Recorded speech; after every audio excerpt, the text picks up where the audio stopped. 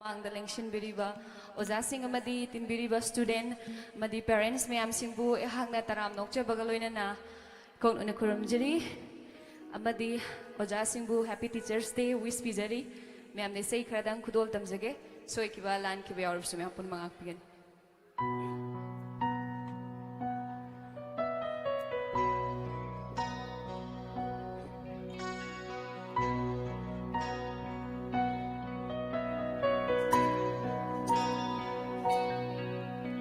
Luân thúc ta ba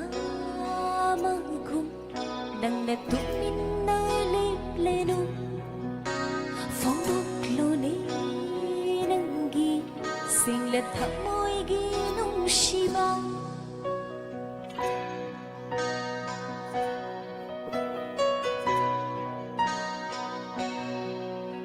Luân thúc ta ba mang khung nang nét tụng min na lê lê nu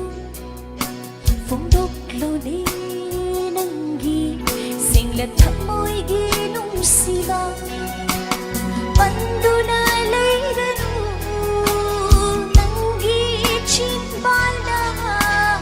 hai rak lô ni na chin na lu shi hai na ho ai gi nung si ba ho ai gi pa mu ba ho ai gi nung si ba ho ai gi pa mu ba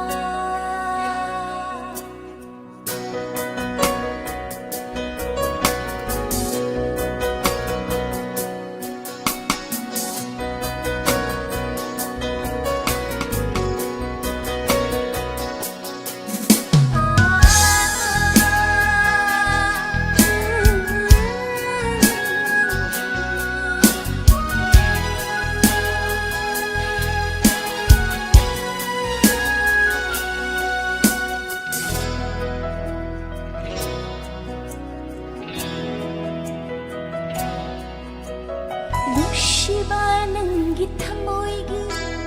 mayay kalawahina Fatapsungam dari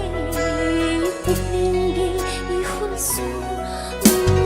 Shiba nang gitamoygi mayay kalawahina Fatapsungam dari Pagningi ihunso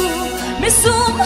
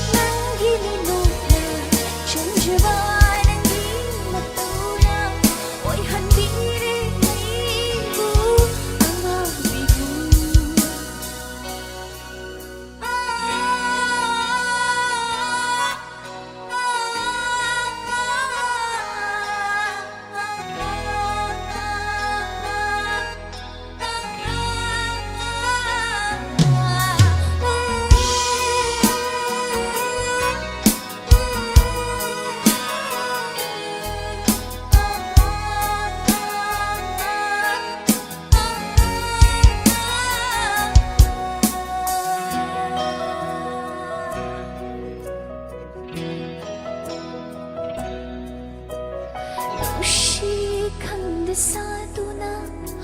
thamoy pandavagum chakhi basuyaroi tina sidani shikhand saduna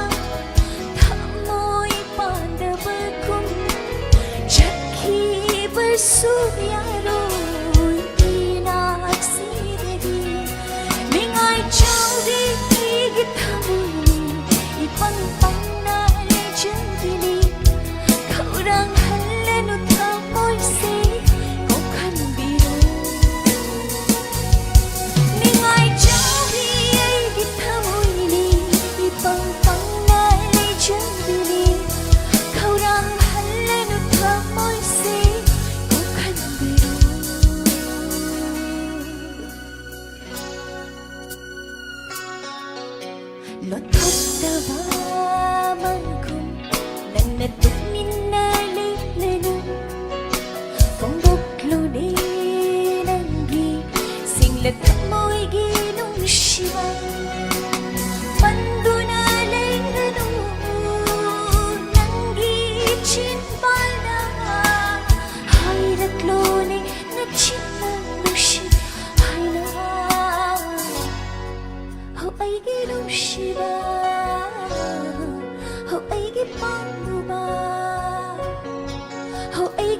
nungsiba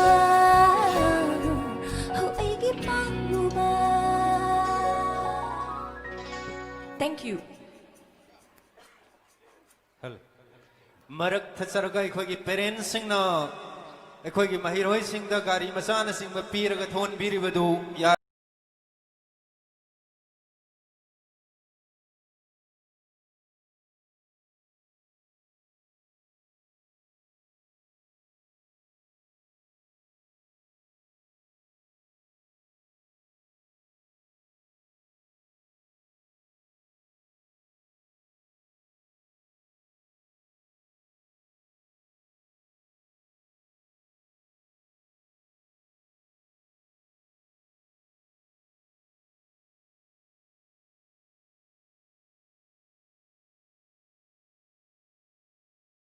Mangda lengshinbiriba ozasing amadi tinbiriba student amadi parents mayam singbu ehangna taram nokjabaga loinana kon una kuramjari amadi ozasingbu happy teachers day wish pijari mayam ne sei khradang khudol tamjage soi kiba lan kiba yaur sumya pun mangak pigen.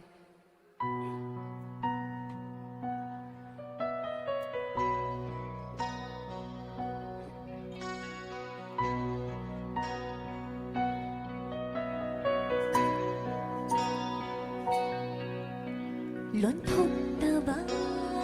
mang khum nang na tu min nai li le nu phong đúc lô ni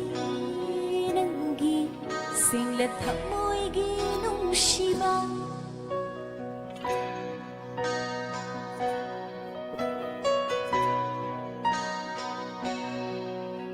Lon thúc ta ba